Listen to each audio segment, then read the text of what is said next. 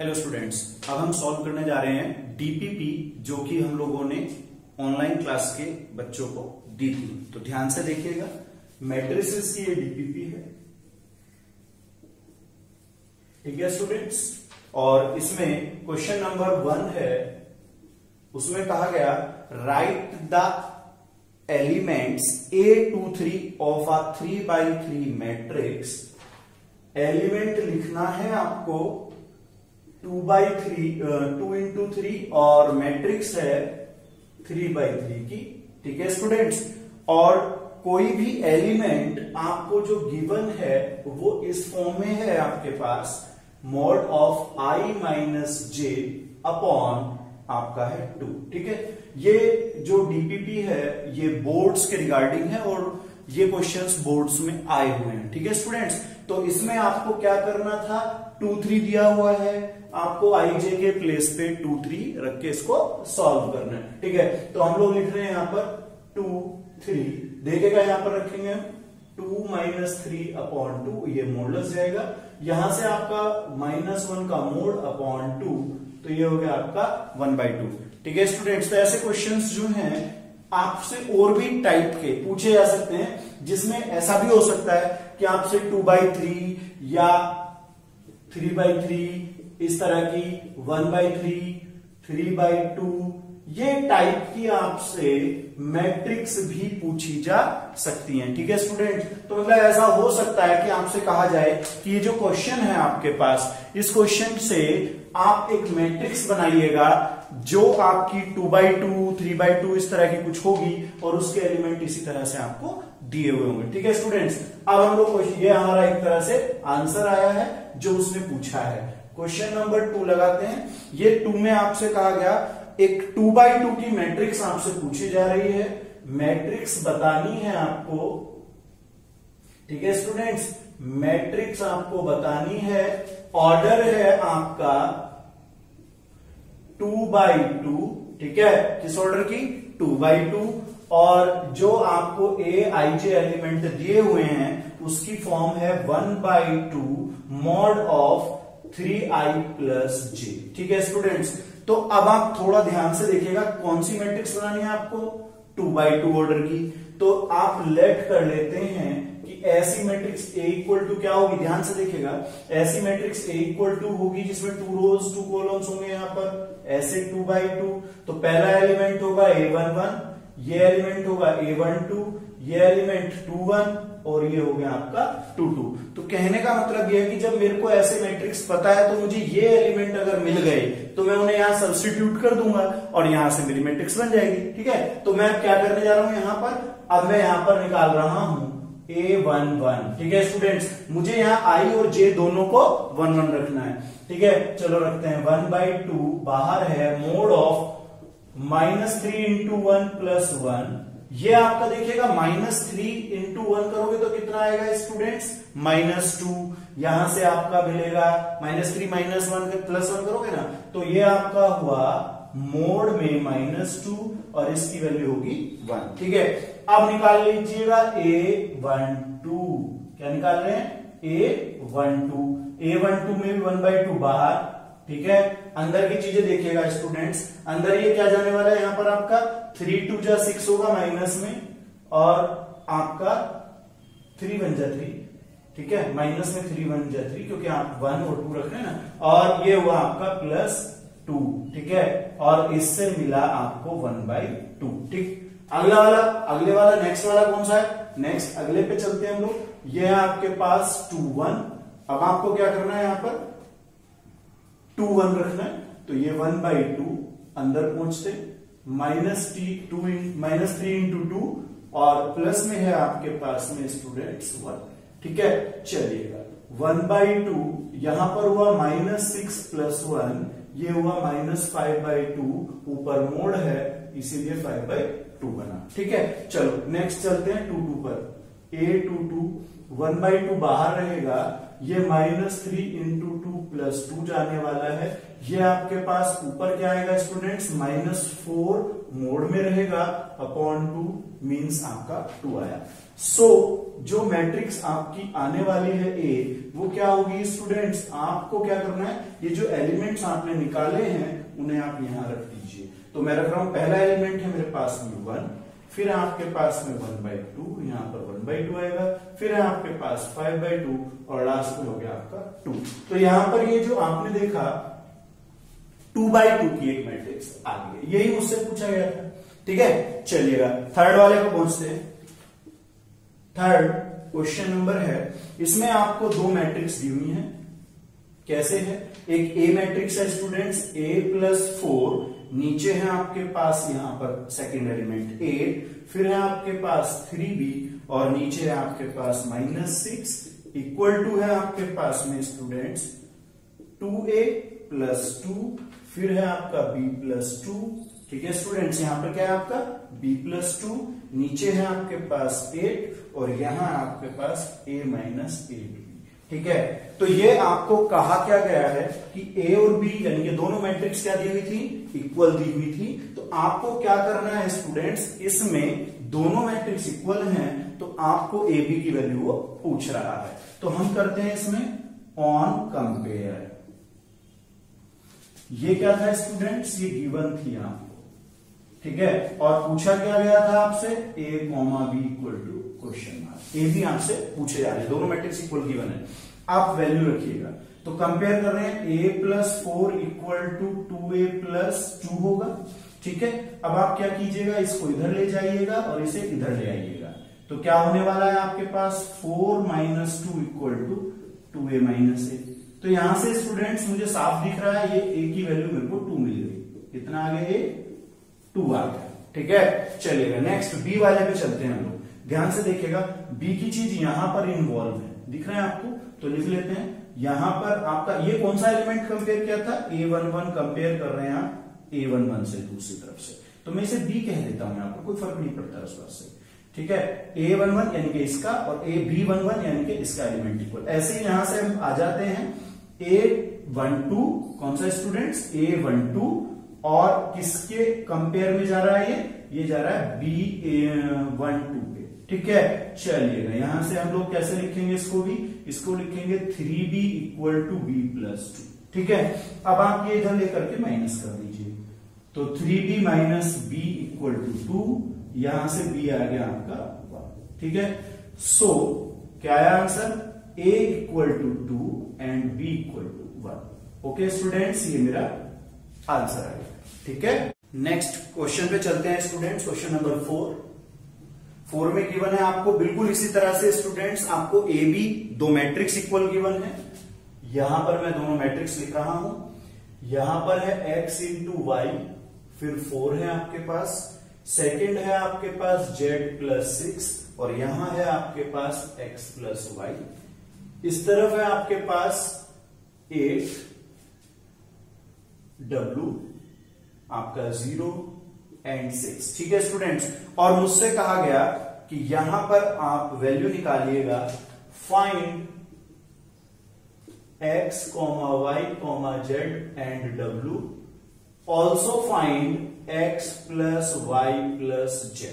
ठीक है स्टूडेंट्स, और ये जो आपसे पूछेगा जा रहे हैं, ठीक है स्टूडेंट्स, ये थोड़े चेंज होकर के मतलब चेंज होकर भी पूछे जा सकते हैं। कई बार ऐसा होता है कि रिलेशन पूछ लेते हैं, relation between x and y, तो x इक्वल टू या y इक्वल टू कुछ चीज ऐसी बनाई जा सकती है। ठीक है, चलिएगा देखते हैं कैसे करना है। तो सॉल्यूशन में आपको सबसे पहले आप कंपेयर कीजिएगा, कौन से एलिमेंट पे जा रहा हूं मैं जाता हूं, देखो यहां से चलते हैं हम लोग। सबसे पहले A12 कंपेयर हो रहा है B12 के साथ, ये दोनों कंपेयर हुए तो W इक्वल टू 4, क्योंकि कॉरस्पॉन्डिंग एलिमेंट इक्वल देखे जाते हैं। ठीक है, यहां से इसको कंपेयर कर लेता हूं, A21 कंपेयर हो रहा है आपका B21 के साथ। ठीक है, तो B21 के साथ जब मैं जाऊंगा तो मेरे को W मिलने वाला है, सॉरी Z मिलने वाला है, तो Z+6 equal to 0 means Z equal to -6। ठीक है स्टूडेंट्स, मेरा Z भी आ गया। अब यहां से आ जाइए, x plus Y equal to कितना है स्टूडेंट्स, x प्लस वाई हो गया आपके पास 6, और एक चीज बताइएगा, ये जो पहला ही एलिमेंट है आपके पास, ये तो आपने कंपेयर कौन सा किया है स्टूडेंट्स, ये किया है आपने A22 को B22 से कंपेयर किया है, ठीक है। अब इसे आप ध्यान से देखिएगा, इसके साथ रिलेट कर देते हैं A11 के साथ, A11 के साथ B11 रिलेट हो रहा है, तो मिलेगा क्या, xy इक्वल टू 8। तो मैं समझता हूं इन दोनों से हमें xy निकालने हैं, तो मैं क्या करता हूं, यहां से y equal to 6 minus x कर देता हूं, ठीक है, और यहां पर रख लेता हूं, तो ये x 6 माइनस x, ठीक है, इक्वल टू क्या हुआ आपके पास में 8, ब्रैकेट ओपन कीजिएगा, ये हो गया 6x minus X square equal to 8। तो यहां से आप इक्वेशन कैसे बनाएंगे quadratic, X square minus 6x plus 8 equal to 0। तो अगर मैं फैक्टराइज करता हूं तो ये मेरे पास ऐसे बन के आएगा, ठीक है स्टूडेंट्स। यहां से आप कॉमन निकालिएगा x, तो x minus 4 minus 2 common, x minus 4 equal to 0। तो स्टूडेंट्स यहां से x की वैल्यू जो मिलने वाली है, इससे मेरे को क्या क्या मिलने वाला है, यहां से मेरे को x मिलने वाला है 2 एंड x इक्वल टू मेरा हो गया 4, ठीक है। अब x 2 4 है, तो इसके कॉरेस्पॉन्डिंग देखेगा, इसके कॉरेस्पॉन्डिंग जब ये 2 होगा तो यहां पर आप 2 रखेंगे तो y 4 मिलने वाला है, और अगर 4 रखेंगे तो y की वैल्यू 2 मिलने वाली है, ठीक है। तो इस तरह से x y z की वैल्यू मेरे को पता चल गई है। अब उसने पूछा क्या, ये वाला काम हमारा निपट गया, आपको w मिल चुका है, आपको z मिल चुका है, आपको x y के कॉम्बिनेशन से यहाँ रिजल्ट मिल चुका है। अब पूछा क्या है उसने, x plus Y plus Z, ठीक है स्टूडेंट्स। तो जब केवल यही चीज पूछी जाती, मान लो सपोज ऐसा क्वेश्चन होता कि ये दे रखा है और बस केवल ये चीज पूछता, तो स्टूडेंट्स मेरे पास z तो यहां से -6 आ गया था, और x प्लस वाई की वैल्यू में 6 लिख चुका हूं, तो मैं सीधा करता हूं x प्लस वाई के प्लेस पे सीधा यहां से 6 रखता हूं और -6 रखता हूं ये w वाला में, ठीक है। तो इस तरह से क्या बना, मेरा 0 बन गया, ठीक है स्टूडेंट्स, ये मेरा 0 आया, means x plus Y plus Z equal to 0 आया, ठीक है, ये मेरा रिजल्ट। ओके, नेक्स्ट एग्जांपल की तरफ मूव करते हैं, क्वेश्चन की तरफ। इसमें क्वेश्चन में क्या कहा है, क्वेश्चन नंबर 5 है। 5 में आपको दिया गया है कि एक स्क्वायर मैट्रिक्स है, क्या है, एक स्क्वायर मैट्रिक्स, ठीक है स्टूडेंट्स। ए हो गई स्क्वायर मैट्रिक्स, पहली कंडीशन। दूसरी कंडीशन है कि ए स्क्वायर आइडेंटिटी मैट्रिक्स है, ठीक है। ए स्क्वायर होने से क्या आता है, आइडेंटिटी आता है। अब आपसे कहा गया कि इस वैल्यू को निकाल के दिखाइए, इसको फाइंड करना है। क्या फाइंड करना है मेरे को दिया हुआ ए माइनस आई का होल क्यूब, ठीक है स्टूडेंट्स, प्लस ए प्लस आई में होल क्यूब है, और माइनस में 7a है। मुझसे इस चीज को पूछा जा रहा है, मुझसे कहा गया इसकी वैल्यू आप बताइएगा, ठीक है। तो मैं सबसे पहला काम क्या करता हूं, मेरे पास यहां पर दो चीजें नजर आ रही है मुझे, एक तो मैं ए क्यूब प्लस बी क्यूब का अपना फॉर्मूला लगा सकता हूं, ठीक है।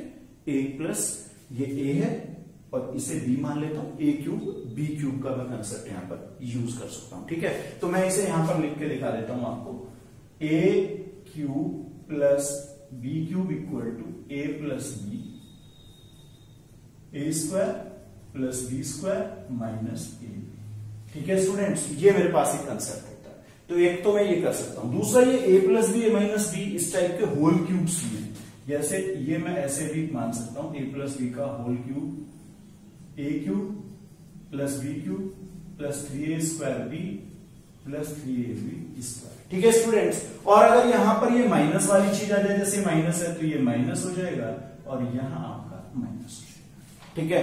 तो इस तरह से मैं ये दोनों फॉर्मूले लगा सकता हूं, मेरी मर्जी है, मैं दोनों में से, मेरी इच्छा, मैं दोनों में से कोई सा भी इस्तेमाल कर सकता हूं। तो मैं स्टूडेंट्स क्या करता हूं, मुझे जो लगता है ठीक, वो ये लगता है कि इसे करने से क्या होगा कि आपके डायरेक्ट रिजल्ट्स बनने शुरू हो जाएंगे, ठीक है। तो मैं इसे कैसे कर देता हूं, मैं होल क्यूब खोल लेता हूं, है ना। कैसे खोलेंगे ध्यान से देखिएगा, A cube minus B cube, ठीक है students, A cube minus B cube minus 3a square B, ध्यान से देखिएगा मैं फॉर्मूले के लिए चल रहा हूं बस, प्लस 3ab स्क्वायर, ठीक है। क्लियर हुआ यहां पर। अब एक चीज और नोट कीजिए, आई की पावर दो हो चाहे 3 हो, आपका आई रहने वाला, कितनी पावर हो, आई जो है वो आई रहेगा, ठीक है। चलिएगा इसको देखते हैं, प्लस यहां पर आइएगा, A cube plus B cube plus 3 3ab plus 3ab² और लास्ट में -7a। ठीक है स्टूडेंट्स, ये लास्ट में -7a। चलिएगा इसको सिंप्लीफाई कर देते हैं। ध्यान से देखिएगा, ये आपके पास है दोनों कैंसिल। ठीक है, एक काम निपटा, दूसरा ये भी निपट गए, तो ये तो मेरे हो गए कैंसिल। बची हुई चीजों को देखते हैं। एक ये बचता है मेरा, यहां से ये बचता है, फिर ये बचेगा एंड ये, और लास्ट में -7 है। तो इनको लिख लेते हैं 2a³। ठीक है, फिर आपके पास क्या आएगा स्टूडेंट्स, ये देखिएगा यहां पर i² वगैरह जो है ये भी आपके 6ai², अभी मैं ऐसे लिख लेता हूं, -7 है। ठीक है, क्लियर हो रहा है यहां पर।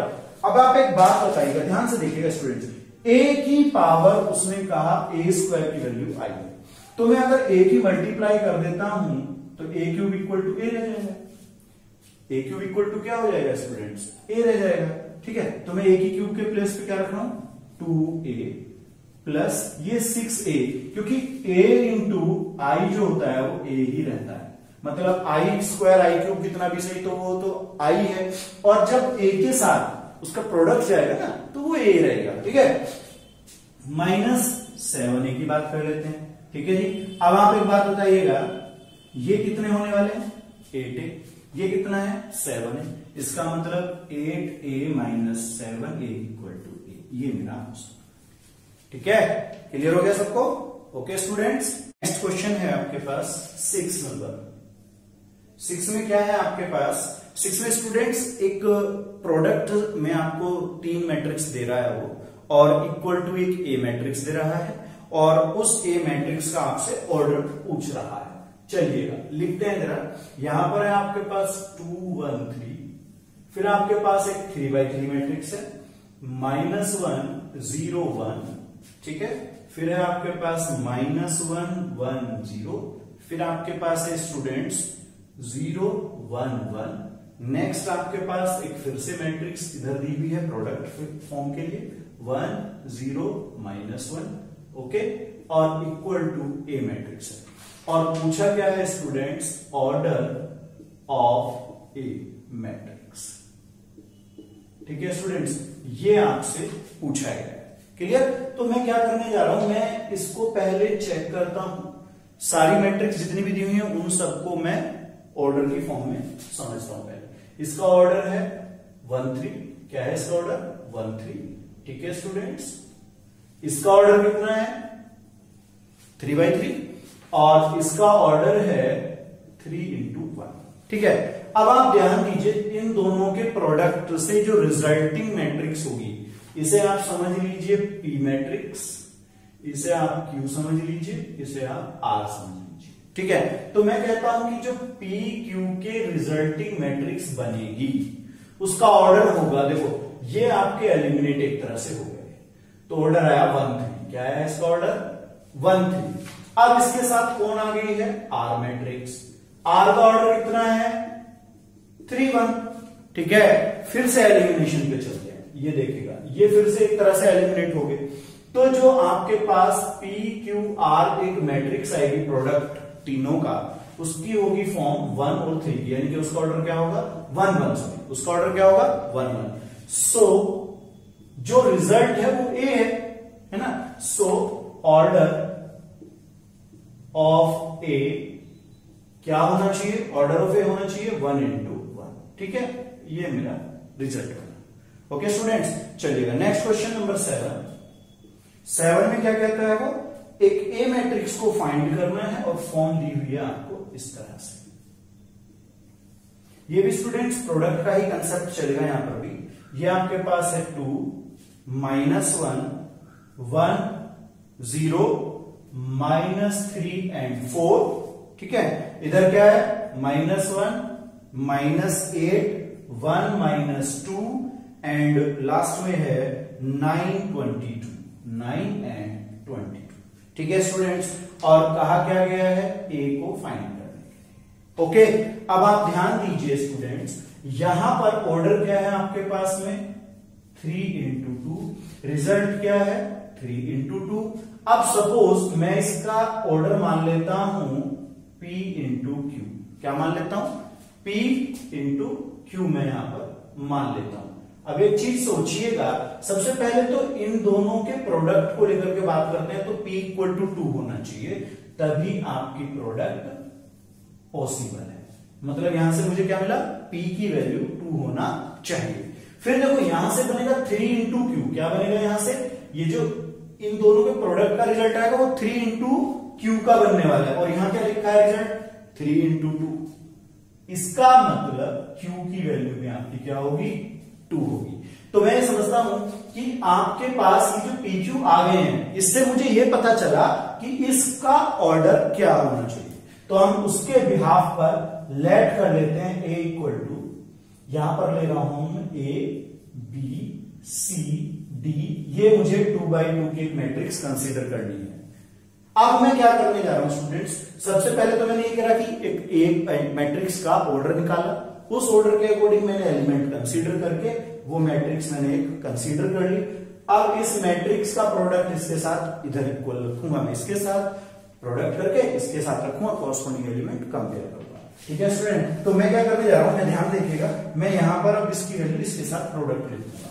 तो मैं यहां पर मैट्रिक्स लिख रहा हूं, ठीक है, देखते हैं 2 -1, ये वाली वैल्यू चल रही है स्टूडेंट्स, 1 0 1 0 -3 4, यहां पर आपके पास ये मैट्रिक्स आ गई है A B C D, और इक्वल वाली मैट्रिक्स ये आपके पास है ही, -1 -8 1 -2 9 22। ठीक है स्टूडेंट्स, अब आप ये प्रोडक्ट निकालिएगा, ध्यान से देखेंगे 2A, ये देखिएगा इसके साथ जाएगा 2A, फिर ये जाएगा -C। ठीक है, आगे बढ़ते हैं, 2B -D। ओके, अब इस पे आ जाते हैं, इस वाले से प्रोडक्ट जाएगा A, देखो ये A प्लस 0, फिर ये इसके साथ जाएगा B प्लस 0। ओके, समझ में आ रहा है ना। अब इसके साथ जाइएगा -3A, फिर जाएगा 4C। ठीक है, फिर आप इधर से आ जाइए, ये वाला आएगा -3B और प्लस का 4D होने वाला है। ठीक है, अब आप इक्वल वाले पर जाइएगा, क्या लिखा है -1 -8 1 -2 9 22। तो स्टूडेंट्स अब आपको क्या करना है, अब आपको केवल कंपेयर करना है। क्या करना है स्टूडेंट्स, कंपेयर करना है। आप दोनों तरफ कंपेयर कीजिए, आप कंपेयर कर दीजिए। ठीक है, तो कंपेयर करने से क्या मिलेगा, देखो मैं ये वाले कंपेयर करने में ज्यादा कंफर्टेबल फील कर रहा हूं कि A इक्वल टू मेरा यहां से 1 मिलेगा। क्या मिलेगा, A इक्वल टू 1। कहां से आया है, ये पहले वाली मैट्रिक्स जो थी उसका 2 1 एलिमेंट कंपेयर हो रहा है B के 2 1 से। ठीक है, इससे मुझे रिजल्ट मिल गया। ओके, आगे वाले बढ़ते हैं। अब मैं यहां से जाता हूं पहले वाले का, A 2 2 एलिमेंट कंपेयर हो रहा है B 2 2 से, जिससे मुझे मिल रहा है B इक्वल टू -2। क्या मिलता है, B इक्वल टू -2। अब मैं यहां और यहां को कंपेयर कर लेता हूं, मतलब अब मैं लेता हूं A11 कंपेयर विद B11, और यहां से क्या मिलेगा देखिएगा 2A C इक्वल टू -1, और A की वैल्यू कितनी है स्टूडेंट्स, 1 है ना, 1 रख दीजिए यहां पर। तो मैं यहां पर 1 रख देता हूं, 2 into 1 C इक्वल टू -1, और C की वैल्यू ध्यान से देखिएगा 3 मिल गई। क्या मिल गया, C 3 मिल गया। अब इधर आ जाइए, यहां से कंपेयर उठाइएगा, तो अब मैं कौन सा एलिमेंट ले रहा हूं, A12 कंपेयर जा रहा है B12 के साथ, ये दोनों कंपेयर गए। तो स्टूडेंट्स मैं ऐसे देखता हूं यहां पर कि 2B -D इक्वल टू आपका -8 है। B की वैल्यू आपके पास ये रही, तो B की वैल्यू आप यहां रख दीजिए, -4 -D इक्वल टू -8। ठीक है, अब आप ये कंपेयर करके सॉरी क्रॉस ले जाइएगा, इधर ले जाइएगा, D उधर ले जाइएगा, तो D इक्वल टू हो गया 4। सो ABCD की वैल्यू मैं निकाल चुका हूं। अब मुझे क्या करना है, यहां ये जो मैंने A कंसीडर किए थे ना, यहां पर वैल्यू देता हूं। सो A इक्वल टू क्या आएगा, आप ABCD की वैल्यू रखने जा रहे हैं, तो ये 1 A के प्लेस पे, B के प्लेस पे -2, C के प्लेस पे 3 एंड D के प्लेस पे 4। ये 2/2 की आपकी थी, और ये आपका आ गया आंसर। ठीक है स्टूडेंट्स, तो इस तरह से और भी फॉर्म्स हो सकते हैं, ऐसे क्वेश्चंस बोर्ड में कई बार पूछे जा चुके हैं। ठीक है स्टूडेंट्स, नेक्स्ट क्वेश्चन नंबर 8 आपसे क्या कहा, इसमें एक मैट्रिक्स A गिवन है, ये आपको एक मैट्रिक्स ए देते हैं वो लोग, उसमें कहा मैट्रिक्स का पहला एलिमेंट 0, फिर आपके पास है 2b, फिर आपके पास है यहां पर -2, ठीक है। नीचे दूसरी रो पे चलते हैं, सेकंड रो 3 1 एंड 3, फिर नीचे चलिएगा 3a 3, ठीक है, और लास्ट में है आपके पास -1, ठीक है स्टूडेंट्स। उसने कहा ए बी क्वेश्चन मार्क कि भाई आप ए बी की वैल्यू बताइएगा, और मैट्रिक्स जो है वो है आपकी साइमेट्रिक मैट्रिक्स। कौन सी?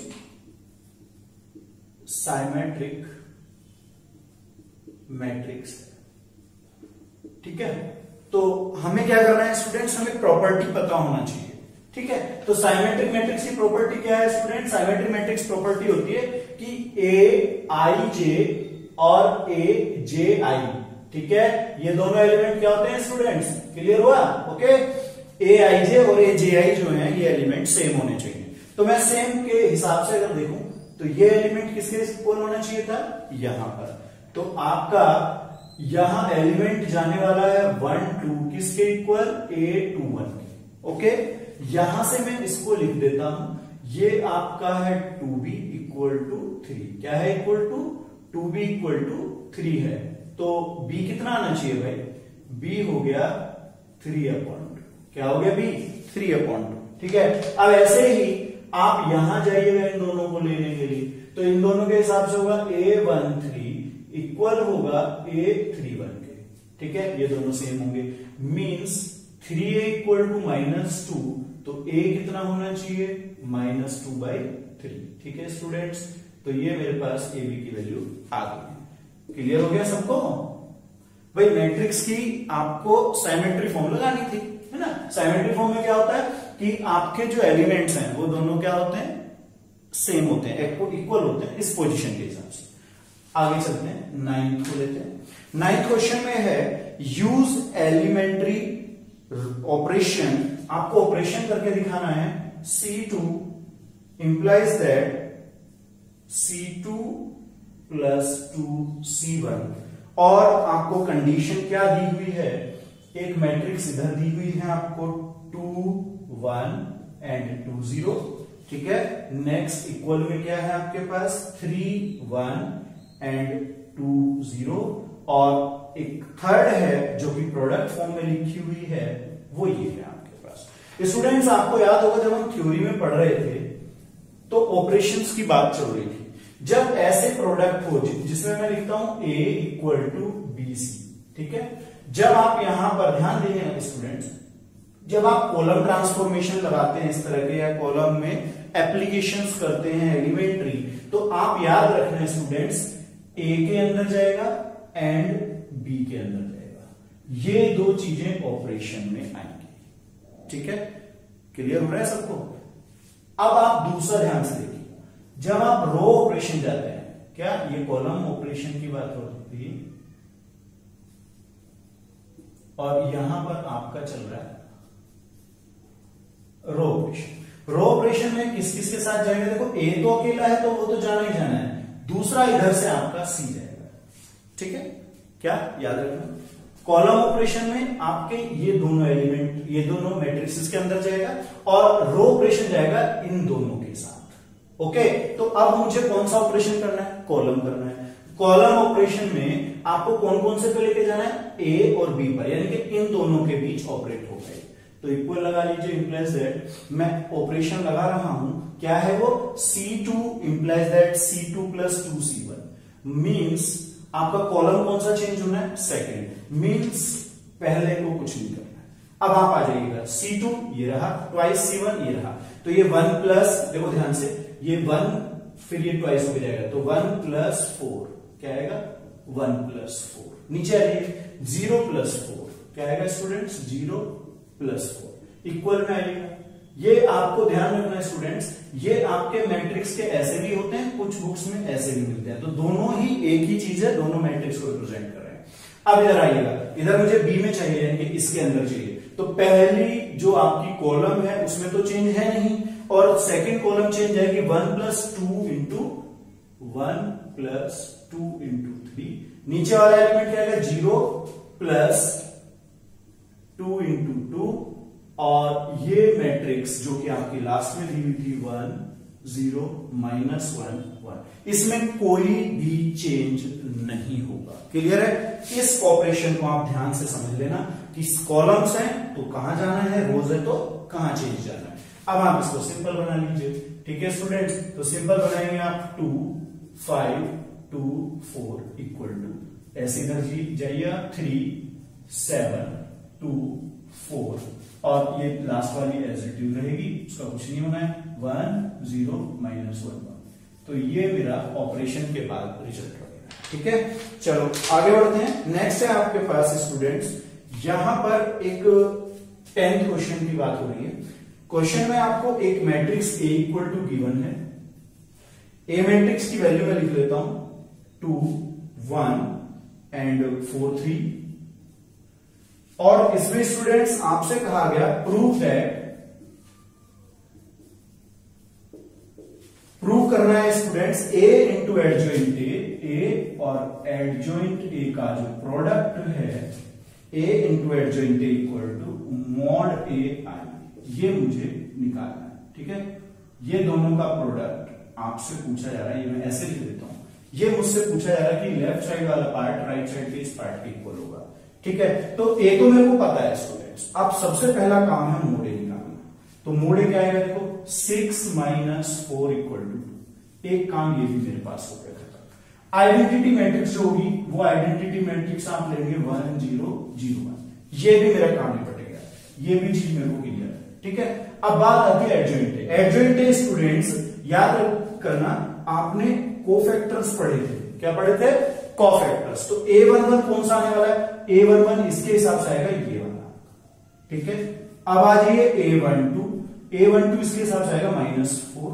फिर आप आ जाइए A21 इसके हिसाब से आएगा -1 और A22 इसके अकॉर्डिंग आएगा आपका 2। ठीक है, तो अब यहां से जब मैं एडजॉइंट ए के लिए जाऊंगा, समझ रहे हो, तो एडजॉइंट ए इक्वल टू क्या होगा? ध्यान दीजिए, एडजॉइंट ए होता है ट्रांसपोज मैट्रिक्स जो इन कोफैक्टर्स से बनेगी। तो ये आएंगे आपके पास 3 -4 -1 एंड 2 और इससे जो चेंज होकर मैट्रिक्स बनी वो मैं लिख देता हूं, वो बनेगी 3 -4 -1 एंड 2। आया समझ? क्लियर हो रहा है सबको? Adjoint A transpose of matrix cofactor matrix. Okay, अब आप ध्यान दो, आपको पूछा क्या जा रहा है, ये चीज पूछी जा रही है। तो मैं लिख लेता हूं ए और एडजॉइंट ए का प्रोडक्ट। ए लिख देते हैं, यहां पे एडजॉइंट ए आ जाता है। तो ए की वैल्यू यहां से उठाते हैं 2 1 4 3, ये यहां से उठाते हैं एडजॉइंट ए 3 -1 -4 2। अब आपका इनका प्रोडक्शन शुरू होता है, प्रोडक्ट शुरू होता है। ये आपके पास गया 6 -4, फिर आपके पास आया -2 + 2, फिर आपके पास यहां से आया 12 -12, फिर लास्ट में गया आपके पास -4 + 6। ठीक है, अब आप ध्यान दीजिएगा, ये जो आपका प्रोडक्ट आया है इसके हिसाब से 2 0 0 2, ये 2 कॉमन ले लीजिए, अंदर जो बचेगा उसे मैं लिख रहा हूं 1 0 0 1। अब आप स्टूडेंट्स चेक कीजिएगा, ये तो मोड ए था, ये जो 2 है ये तो मॉड ऑफ ए है, यानी कि डिटरमिनेंट ऑफ ए है, तो मैं इसको डिटरमिनेंट ऑफ ए कहता हूं, ये कह दिया। और ये जो फॉर्म है ये है आइडेंटिटी मैट्रिक्स। क्या है? Identity matrix. इसका मतलब सो LHS इक्वल टू किसके आ गया है? RHS। ये मेरा प्रूफ हो गया। क्लियर है students? Okay, next question, question number 11।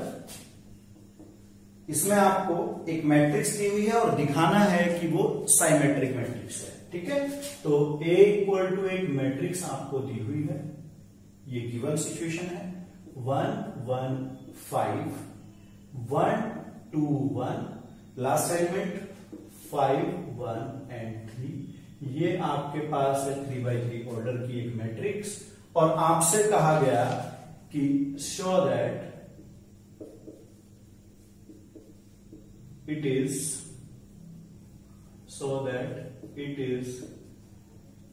a symmetric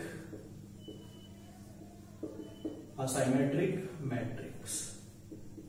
ठीक है भाई, ये साइमेट्रिक मैट्रिक्स आपसे पूछी गई है, ठीक है। चलो सॉल्यूशन में आप ध्यान दीजिए कि अगर मैं इसका ट्रांसपोज कर देता हूं और वो सेम ए के इक्वल आ जाए तो ये कौन सी हो जाती है, साइमेट्रिक प्रूव हो जाती है, ठीक है भाई। क्या प्रूव हो जाएगी, ये साइमेट्रिक मैट्रिक्स प्रूव हो जाएगी। ओके, तो अब मैं निकाल रहा हूं ट्रांसपोज। तो ए डैश इक्वल टू क्या है, इसका ए डैश निकाल देते हैं, ट्रांसपोज कर रहा हूं। ट्रांसपोज करने से देखो ये पहली रो को, ये जो पहली रो से पहली कॉलम में लिखा हूं 1 1 5। अब सेकंड रो को बनाता हूं, सेकंड कॉलम 1 2 1, फिर मैं इसको लिख देता हूं 5 1 3। तो मैं समझता हूं कि ये दोनों आपके एक जैसे से नहीं हो गए, ये चीज जो आपने निकाली वो और ये सेम है, इसका मतलब किसके इक्वल है, ए के। सो ए इज अ साइमेट्रिक मैट्रिक्स, ठीक है भाई। ए क्या हो गई, साइमेट्रिक मैट्रिक्स हो गई, ठीक है। चलो अगले वाला लाते हैं, क्वेश्चन नंबर 12। ये डीपीपी का लास्ट क्वेश्चन है आपके पास। एक और है 30, वो आपने देखा होगा, सॉल्यूशन भी दिया हुआ था उसका। एक्सप्रेस, ये ए एक मैट्रिक्स आपको देता है और इसे दो मैट्रिक्स के सम की फॉर्म में आपको लिखना है, जिसमें से एक मैट्रिक्स साइमेट्री होगी और एक होगी skew symmetry.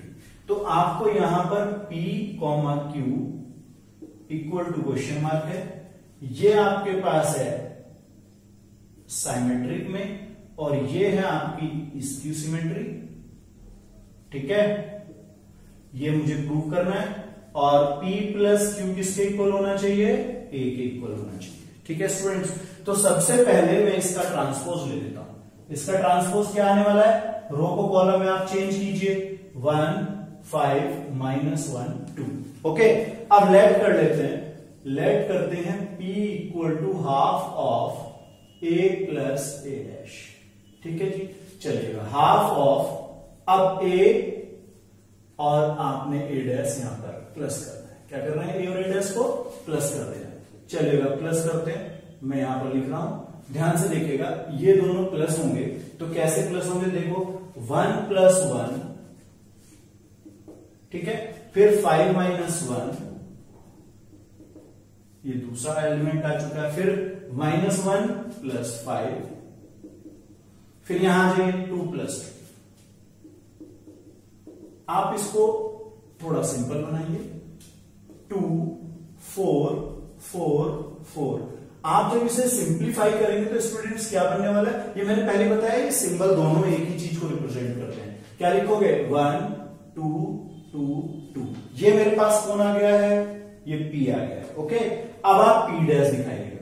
P dash equal to students क्या आने वाला है, P डैश होगा रो कॉलम चेंज 1 2, ये वाला आपका रो में है, कॉलम बदल गया, और ये वाली कॉलम आपकी ऐसे चेंज हो जाएगी रो जो है, तो ये आपका P के इक्वल है। इसका मतलब ये क्या हो गया, साइमेट्रिक हो गया। क्या हो गई है, साइमेट्रिक। ओके, अब आप Q निकालिएगा, Q equal to half of A minus A dash, ठीक है जी। चलो half of A minus A dash, मैं अब सीधा लिख रहा हूं स्टूडेंट्स, 1 - 1 0, ठीक है, 5 - +1, फिर नीचे जाइएगा -1 - 5, फिर नीचे आइएगा 2 - 2। आप इसको सिंपल बनाएंगे अगर तो क्या आएगा, देखो ये रहा आपका 0, तो 0/2 आपका रहा 0, 6/2 ये रहा 3, -6/2 -3 और 0 ये ऐसे रहा। अब आप इसका ट्रांसपोज निकालेंगे, ट्रांसपोज निकालेंगे तो स्टूडेंट्स क्या बनने वाला है, देखो 0 3 -3 0, ये माइनस कॉमन ले लीजिए, माइनस कॉमन के बाद बना 0 3 -3 0, और ये दोनों सेम आ गए हैं, यानी कि Q के इक्वल आ गए, तो ये हो गया आपका Q। इसका मतलब Q डैश किसके इक्वल है, -Q के। किसके इक्वल है स्टूडेंट्स, -Q के। तो ये तो स्क्यू सिमेट्री की कंडीशन होती है, किसकी, स्क्यू सिमेट्री, ठीक है। अब आप क्या कीजिएगा, P + Q निकालिए, आप P और Q को प्लस कीजिए। तो P मेरे पास ये था, P ये था मेरे पास जो मैंने यहां से निकाला है, 1 2 2 2, और Q की वैल्यू मेरे पास ये रही 0 3 -3 0। अब आप इन्हें ऐड कीजिए, ऐड करते हैं 1 5 -1 2। ठीक है स्टूडेंट्स, अब आप देखिएगा क्या ये चीज सेम नहीं आ गई? देखो a के इक्वल आ गया, नहीं आ गया? ऐसा आ गया, तो इसे लिख दीजिए a। सो जो a है वो ब्रेक हो गया है p प्लस q में, जहां पर ये क्या था, ये साइमेट्री है और ये स्क्यू है, ये स्क्यू साइमेट्री कंडीशन। ठीक है स्टूडेंट्स, तो इस तरह से मेरा ये प्रूव हो गया। ओके, तो ऐसे ही अब हम लोग और भी क्वेश्चंस देखेंगे जिसमें ये 3x3 की भी दिखाई हुई है आपको। ये 3x3 के लिए हो सकते हैं, एनसीईआरटी में भी क्वेश्चन है आपका ऐसा। ठीक है, और पहले 1-2 बार क्वेश्चन ऐसे आ भी चुके हैं। Okay students.